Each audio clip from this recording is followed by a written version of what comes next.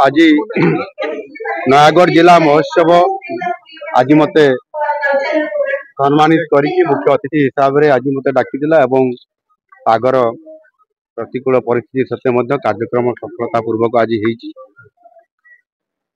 नयागढ़ जिला एक ऐतिह्य संस्कृति संपन्न ये जिला ये प्राकृतिक सौंदर्य भरा कंटीनर नीलमाधव जहाँकि महाप्रभु जगन्नाथ आद्य रूप एभली एक गरियामय ए अंचल उपस्थित रहा निजक सौभाग्य मन करुँ। जिले में शिल्प ही नहीं ये जिले में आहरी अधिक चाषी को आगु को नापाई हेले अनेक गुड़ा जलसेचन प्रकल्पर आवश्यकता अच्छी।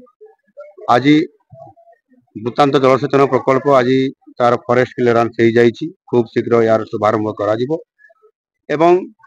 चीनी कल जहाँ एठी गोटे बड़ दाबी है आसूची आम सरकार या उपरे विचार विमर्श निश्चित भाव करी आगामी दिन में जेहेतु ये अंचल आखु चाष प्रसिद्ध अच्छी आगुरी चीनी कल थिला एवं आउ थे किभली भाव में नुआ रूप से चीनी कल प्रतिष्ठा करने जहाँ लोकंर दाबी अच्छी लोकंर कथा को सम्मान देकी ए बाबद सरकार आगामी दिन में खूब शीघ्र राज्य स्तर में आलोचना करी ताहार निष्पत्ति नेबे। मु आशा करुच्ची निश्चित भाव में यह आगामी दिन में नुआ करी प्रतिष्ठा करिवार गोटे संभावना उज्जवल देखा देइछि।